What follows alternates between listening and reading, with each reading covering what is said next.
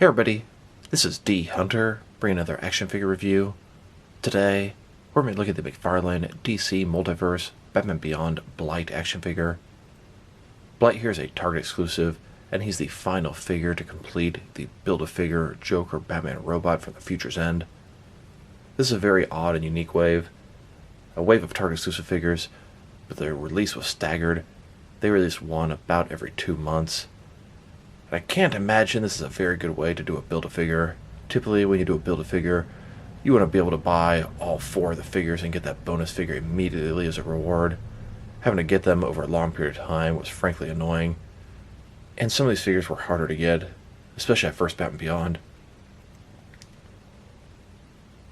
So a buddy of mine found this figure at Target, and then they tried to buy it, and it was street dated. They took the figure from him. So I went to my local Target, gave them the DCPI number, had them punch it in. They said they had 4 of them, but they wouldn't get it from the back for me because they said it was street dated.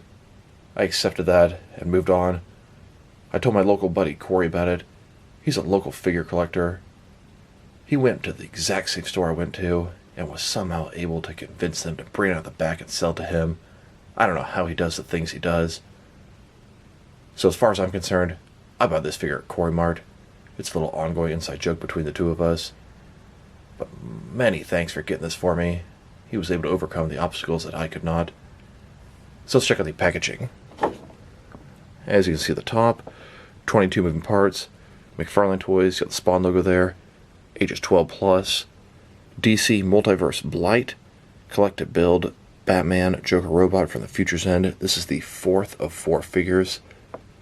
Here he is in the package. Now this is Blight from the Batman Beyond comics. He's the same character from the show, but a completely different look. He's in some sort of armored suit, probably containing all of his crazy sort of poisonous energy. Looks like he comes with 1 alternate hand, totaling 3 different hands. He also comes with the wings for the Joker Batman robot. There's also a collector's card and display stand.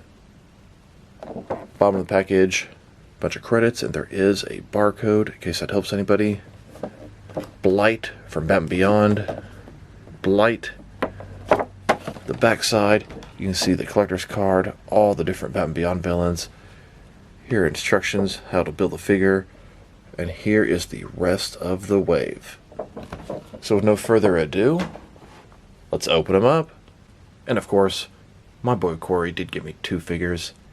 He knows I like to get one of my Batman figures to open and one to keep unopened in my complete 6 and 7 inch Batman unopened action figure collection. Here's the entire wave of Target exclusive Build-A-Figure Batman Joker robot. Very happy to finally have this complete. It's been a long time coming. Here's his McFarlane DC Multiverse Blight figure, next to the old Hasbro Blight figure, both in the package. Alright, now that we got this figure out of the package, here he is with all his accessories laid out. He does come with a display stand, a collector's card, 1 alternate hand, totaling 3 different hands. He also comes with the wings for the Build-A-Figure Batman Joker robot from Future's End. But before we take a look at those accessories, let's talk about and check out the actual figure. So this is Blight from Batman Beyond, and not Batman Beyond the show, but Batman Beyond the comic series. Blight did originate in the first episode of Batman Beyond. His real name is Dereck Powers. He got infected with some stuff his company was working for, and became this radioactive entity known as Blight. He totally reminded me of Dr. Phosphorus, an old school Batman villain in Batman Beyond. So let's take a look at him. He's got this transparent dome at the top, sort of skull-like head under there. Looks pretty cool. I do wish we would also get a regular version of Blight from the animated series. Transparent dome, head inside. Looks like it. And it doesn't seem like it moves, although I did take this thing off earlier. Suit looks pretty good. Kind of armored at the front. Some little wires all around it. It has texturing on the purple part. Pretty nicely done. Different parts, different feel to them. One of his gloves is off here, exposing his radioactive hand. He's got some energy coming out. Double jointed knees, double jointed elbows. Pretty good looking figure. It's a brand new Batman Rogue, never released in action figure form, at least not in the 6 or 7 inch scale. Unfortunately, it's not exactly my ideal version, but it is a very cool looking figure. And just a closer look at his head and face sculpt. He's got that green transparent dome, a skull-like head, which appears to be floating inside of there.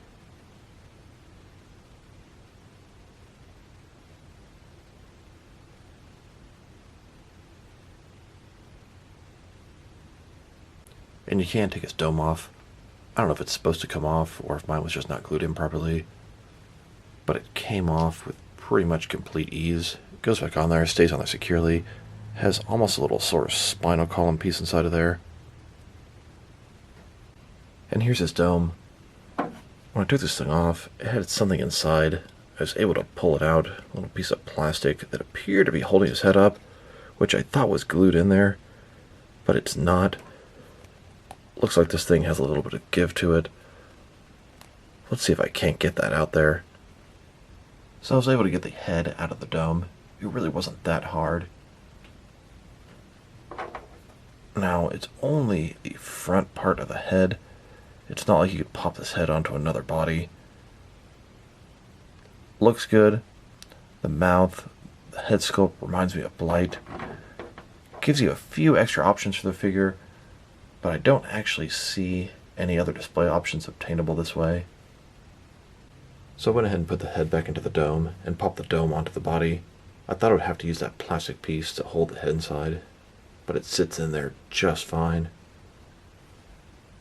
And then, here's the figure broken down as far as he can go, with all of his removable parts detached. Now let's take a look at his accessories, and let's start with the boring stuff. Here's his display stand. Typical McFarlane stand, black perfect circle, says DC at the bottom, one peg for the peg hole on his feet, very thin, very basic. Here's his collector's card. As you can see, it's Batman and Batman Beyond with all the different Batman Beyond rogues McFarlane has made. Blight from Batman Beyond. On the back, there's a little description. If you want to read that, go ahead and pause now.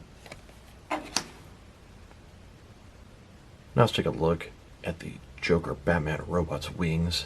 I mean, not exactly what I would describe as wings. Look more like claws. These will attach to his back.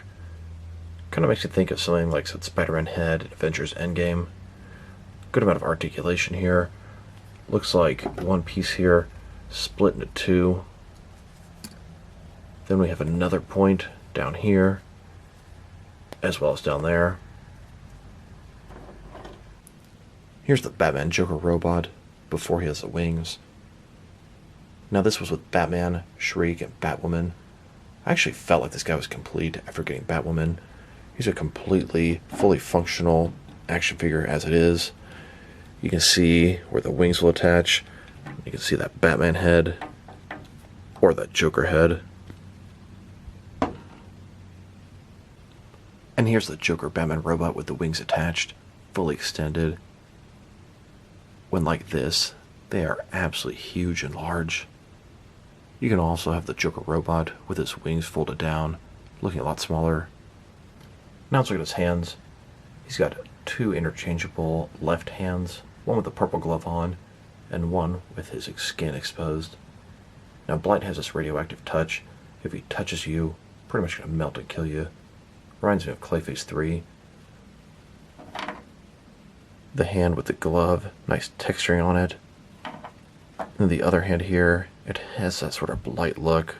The black skeletal structure mixed with the green transparent. You can see his radioactive energy. Here's Blight with his two gloved hands. And as cool as the radiation hand is, these are going to be the two hands I have on this figure most of the time. And here's Blight with his second hand, with his true hand exposed. And since a Batman Beyond figure's head is removable, you can take his head off, wrap Blight's fingers around his neck, and put the head back on.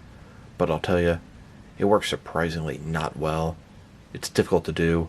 There's not a lot of room. You gotta really smush his hand to make this work. Same time, the effect is very cool. Now that we've taken a pretty good look at both the figure and his accessories, now let's check out his height. From bottom to to the top of his dome, standing at about 7.5 inches tall, which you can translate to about 19 centimeters. Now let's check out his articulation. Starting with this dome here, you can sort of turn it from side to side. Not easy to do. It's about all you're going to get there. Shoulders on a ball joint. Notice the shoulder pad is soft. It goes very nicely over the shoulder. It goes up a little bit more than 90 degrees. Up, down, around, all that good stuff. He does have a butterfly joint between his shoulder and chest area, just increasing the range of motion there. Bicep cut below that. Double jointed elbows below that. They go all the way in. His wrist can rotate. It's going to be hinged as well. In his torso, he's got a ball joint, rotate around, forward and back. Another one in his waist, and it's hidden very nicely. Rotate around, forward and back. Combined with the two, very good range of motion. Almost too good for a suit like this. His legs go out about this far, does a splits. Not a ball joint, but a similar type idea. Rotation, pretty minimal. Legs go forward that far, back that much. Double jointed knees below that. Then his ankle here goes forward and back. Can rotate, can tilt, rock, and he's got toe articulation. Here's Dereck Powers, leader of Powers Industries, also aka Blight. He's in his office during the daytime. At nighttime, after business hours, he sheds off his human skin and becomes a super criminal named Blight. He puts his armor on top of his radioactive body. That way he can interact with things without melting them. Here's Blight meeting with the other Batman Beyond rogues. They're planning to take down Terry McGinnis. Batman makes short work of the rogues, leaving Blight to get his hands dirty. Of course, this being Blight's video, he's going to get the upper hand against Batman. Now let's check him out, next to some other action figures, starting off with some other McFarlane DC Multiverse figures. Here's Blight, next to Batman Beyond. Here's the entire wave of Target exclusive Batman Beyond, Collect to Build, Batman Joker Robot from Future's End figures. Here are all the Batman Beyond villains McFarlane has made so far. We have Ink, the Joker Batman Robot, Blight, and Shriek. Here are all the Batman Beyond figures McFarlane has made so far. As far as we know, this is everything that has been shown. Now, I would suspect that we're going to get some sort of regular variant of both Batwoman and Blight.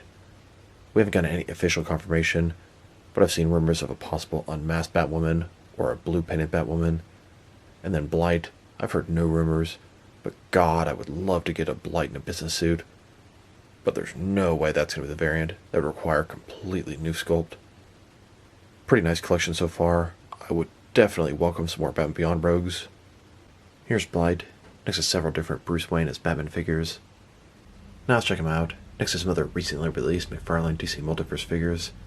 Here he is, next to the hazmat suit Batman. Batman in a hazmat suit, fighting a villain named Blight. It actually makes perfect sense. Here's Blight, next to the silver variant of Curse of the White Knight Azrael Batman armor, and the Superman Unchained Energized variant.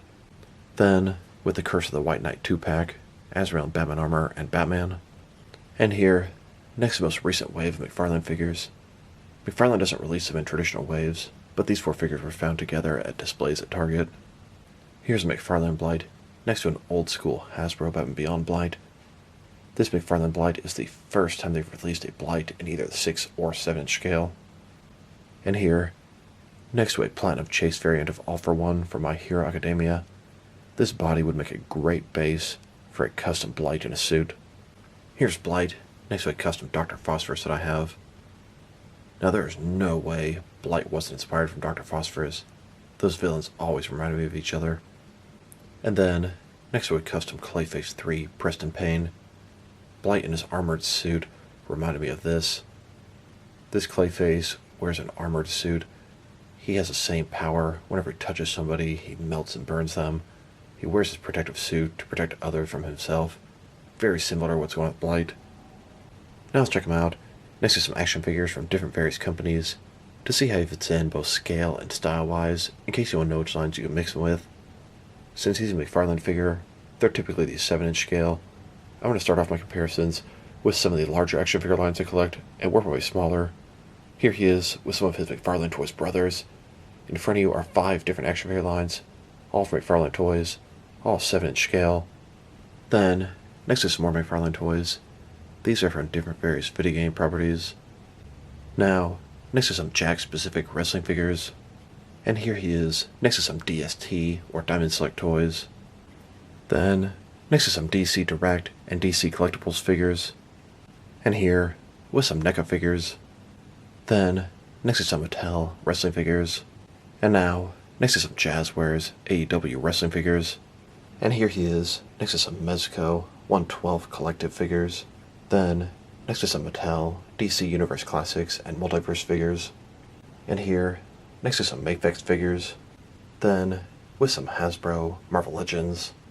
And here he is, next to some SH Figure Arts action figures. And finally, next to some Jazzwares Fortnite figures. So overall, I really like the figure. I love the fact we're getting a brand new Batman villain in this scale. His sculpt's fantastic, articulation's pretty good, accessories are almost non-existent. I do like the alternate hand. I like the sort of action feature it includes as well. Doesn't work as good as it could though. Overall, it's a very nice figure. I would give him an 8 out of 10, but he's most certainly not my preferred look for Blight. That's going to knock him down to probably 7.5 just for that reason. I would love McFarlane to make a business suit version of Blight, just like from the Batman Beyond cartoon. Either way, it is still a nice figure. So this is D Hunter. Thank you guys for watching this video. If you liked the video, press like below. If you have anything you want to say about the video, add to the comment section.